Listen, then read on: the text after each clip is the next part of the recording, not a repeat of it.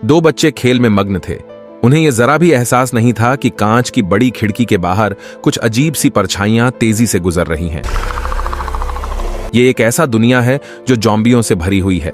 Zombie virus को फैले हुए अब 6 साल हो चुके हैं, लेकिन इन भाई बहन ने इस सुनसान इलाके के एक बंगले में आज तक जिंदा रहकर दिखा दिया है। ये हर किसी के बस की बात नहीं थी, क्योंकि उन्हें जिन खतरों का सामना करना था वो हमारी सोच से कहीं ज्यादा थे। कुछ वक्त पहले एक प्रेमी जोड़ा गाड़ी लेकर इसी बंगले के बाहर आया था। भाई, जिसका नाम जिम था, एक खिलौना बंदूक लेकर बाहर आया। आदमी ने सीधे पूछा, तुम्हारे माता पिता कहां हैं? जिम चुप रहा, कोई जवाब नहीं दिया।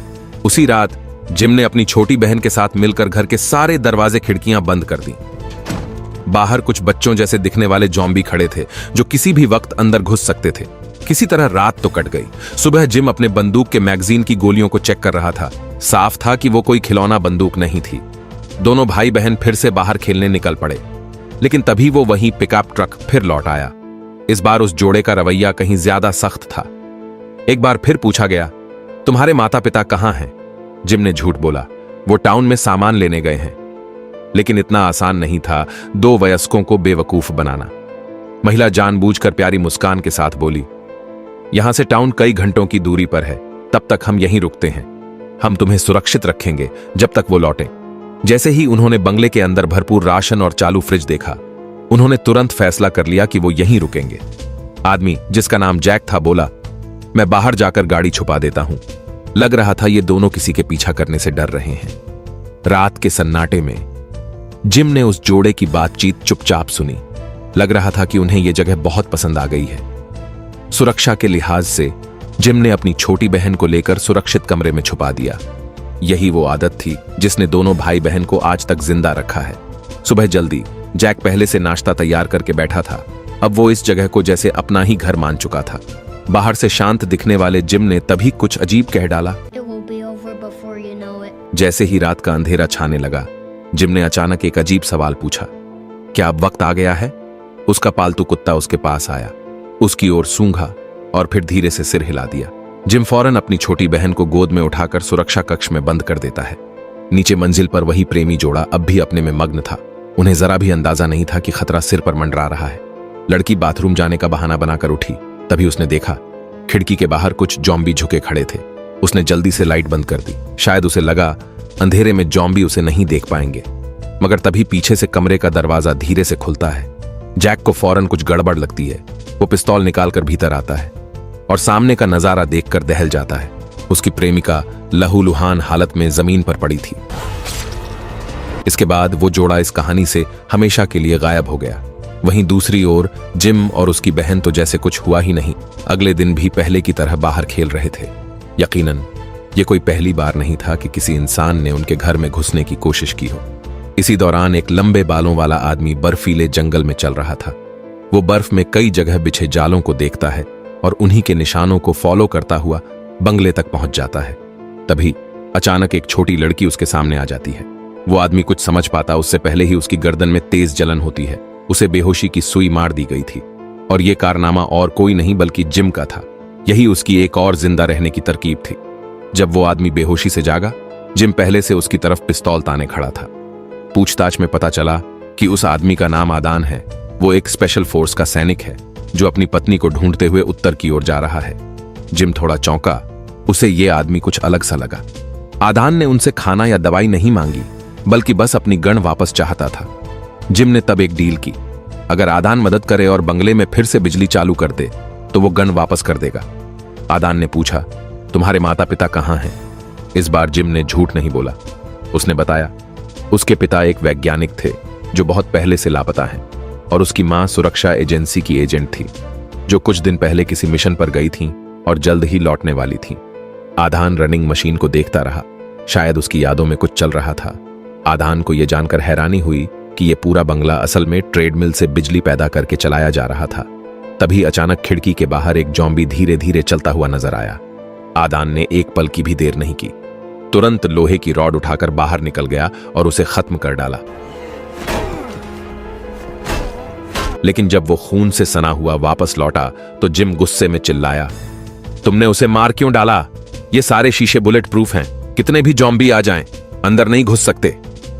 आदान को डांट जरूर पड़ी, मगर उसके मन में इन भाई बहन के लिए और भी दया उपजने लगी।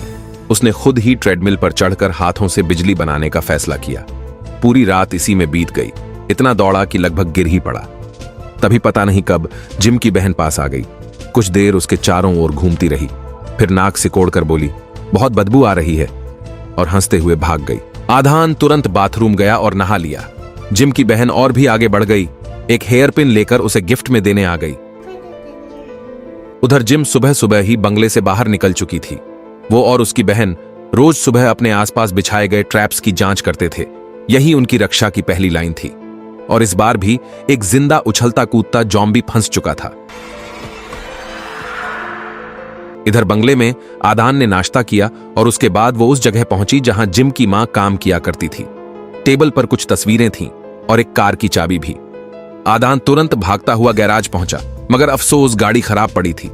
तभी कोने में बना एक कमरा उसकी नजर में आया। वो सोचने लगी शायद ये कोई टूल रूम होगा। अंदर जाकर देखना चाहा, मगर तभी जिम जो बाहर से वापस लौट रही थी ने उसे तेज आवाज में रोक दिया। एक दिन से ज्यादा का समय साथ बिताने के बाद भाई बहन को यकीन हो चला था कि आदान कोई बुरा इंसान नहीं है। अब वे सोते वक्त सुरक्षा कक्ष में नहीं जाते थे, मगर पता नहीं क्यों जिम ने खुद को हथकड़ी से बांध लिया। सुबह से ठीक पहले आदान को बाहर कुछ पैरों की आवाज से नींद खुली। पता चला जिम फिर से अपनी रोज की गश्त पर निकला हुआ था। वो उसी पुराने ट्रैप की ओर गया जहां कल जॉम्बी फंसा था, जिसे अभी तक हटाया नहीं गया था। जिम कुछ सोच ही रहा था कि तभी आदान भी वहां पहुंच गई। उसे लगा कि ट्रैप में फंसा जॉम्बी शायद जिम की मां है और वो उसे मुक्ति देने ही वाला था कि जिम ने फिर से बंदूक तान दी और उसे रोक लिया। आदान गुस्से में बंगले लौट आया और वो टूल रूम खोल दिया जिसमें जिम ने उसे जाने से रोका था। अंदर एक चटाई बिछी थी और दीवारों पर कीचड़ भरे नाखूनों के निशान थे। उसने तुरंत समझ लिया यहां किसी जॉम्बी को बंदी बनाकर रखा गया था। अब आदान को अपने शक और भी पक्के लगने लगे। इसी दौरान बाहर से इंजन की आवाज सुनाई दी। कुछ नए सर्वाइवर वहां आ पहुंचे थे, मगर उनके हाव भाव अच्छे नहीं थे। हथियार लिए हुए वे बंगले के चारों तरफ घूम घूम कर ताक झांक करने लगे। आदान के पास कोई हथियार नहीं था, इसलिए वो कुछ नहीं कर सका। और उधर पहाड़ी गश्त से लौटी जिम दूर से ही यह सब देख रही थी। उधर दूसरी मंजिल की खिड़की पर जिम की बहन खड़ी थी और बार बार हाथ हिलाकर इशारे कर रही थी। जैसे ही लुटेरे उस तरफ बढ़ने लगे, आदान अचानक प्रकट हुआ और सीधा हमला करके एक लुटेरे को खत्म कर दिया। जिम ने लंबी सांस ली, राहत सी मिली। बाकी लुटेरों ने देखा कि सभी खिड़कियां और दरवाजे बंद हैं, तो आखिरकार अपनी गाड़ी में बैठकर वापस लौट गए। इस घटना के बाद जिम को आदान पर पूरा भरोसा हो गया। उसने खुद ही उसका हथियार वापस लौटा दिया। अब आदान को लगने लगा कि शायद उसका जाने का वक्त आ गया है, मगर न जाने क्यों उसे अंदर ही अंदर थोड़ी कसक सी होने लगी। रात में सपने में फिर से उसकी पत्नी की पुकार सुनाई दी। सुबह उठते ही आदान ने एक बड़ा फैसला कर लिया। वो इन भाई बहन को अपने साथ लेकर अपनी पत्नी की तलाश पर निकलेगा। इससे उसका सपना भी पूरा होगा और साथ ही ये बच्चे भी सुरक्षित रहेंगे। मगर जिम ने बिना सोचे सीधा मना कर दिया। उसने कहा, मैं यहीं रुकूंगा, मां के लौटने का इंतजार करूंगा। तभी बाहर से तेज शोर शराबा सुनाई दिया। वो कल वाला लुटेरा इस बार और भी लोगों को लेकर लौट आया था और उन्होंने बाहर खेल रही बहन को पकड़ लिया। जब दोनों ओर बंदूकें तनी हुई थीं और टकराव बस शुरू ही होने वाला था, तभी कुछ दूरी पर गोलियों की आवाज गूंजी। 2 लुटेरे वहीं ढेर हो गए। आदान तुरंत आगे दौड़कर बहन को छुड़ा लाया। गोली चलाने वाली और कोई नहीं बल्कि जिम की मां थी, एक सीक्रेट एजेंट। मगर उसी दौरान आदान के सीने में गोली लग गई और वो बुरी तरह जमीन पर गिर पड़ा। कितना वक्त बीत गया कोई नहीं जानता, मगर फिर आदान जाग उठा। उसके सीने की चोट अब ठीक हो चुकी थी और शरीर पर एक रस्सी बंधी हुई थी। आदान धीरे धीरे घर के अंदर गया। तभी लीना ने उसे सब कुछ बताया। सामान्य संक्रमण के शिकार लोग अपना मानसिक संतुलन खो बैठते हैं और उनके पास सिर्फ मूलभूत भूख प्यास की चेतना बचती है। मगर इस दुनिया में एक विशेष प्रकार के संक्रमित भी होते हैं।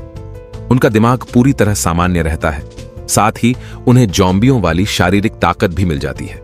वे हर बीमारी और चोट से तेजी से ठीक हो सकते हैं, मगर उनकी एक कमजोरी होती है। अगर उन्हें गहरी चोट लगे या समय बीते तो वे एक क्रेजी मोड में चले जाते हैं।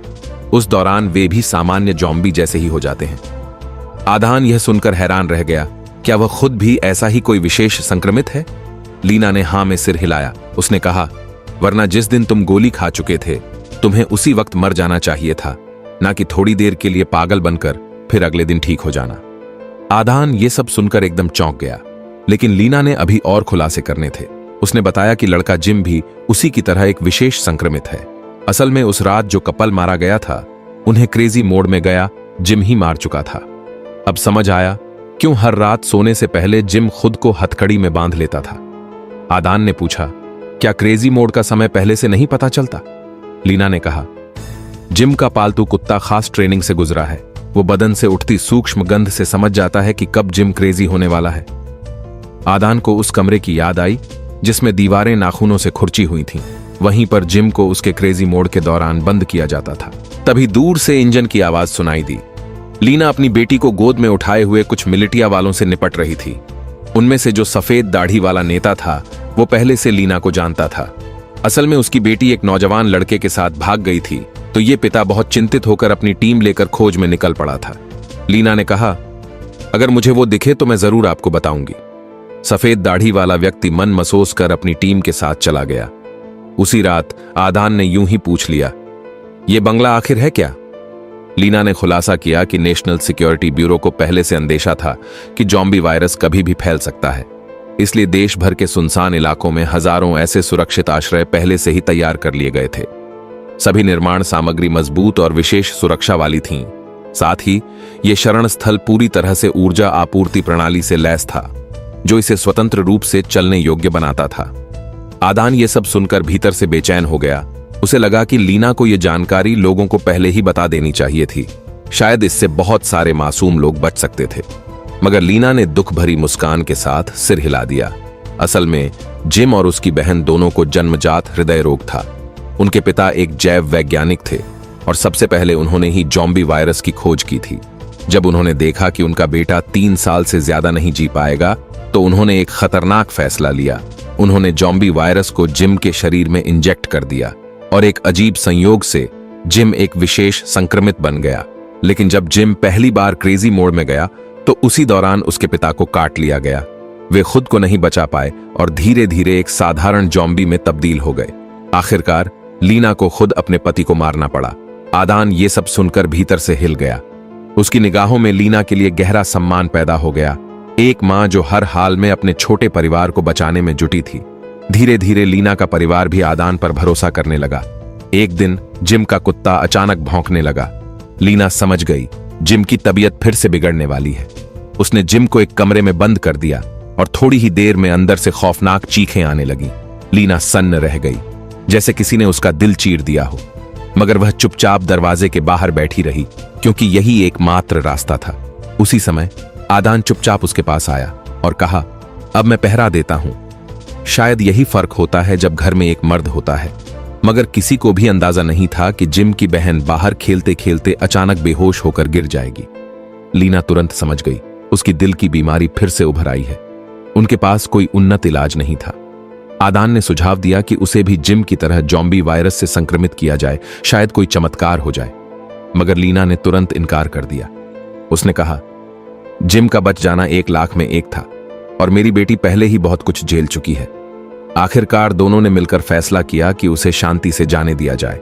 जिम, लीना और आदान तीनों ने मिलकर उस बहन की अंतिम यात्रा में साथ दिया। उसके बाद आदान के जाने का वक्त आ गया।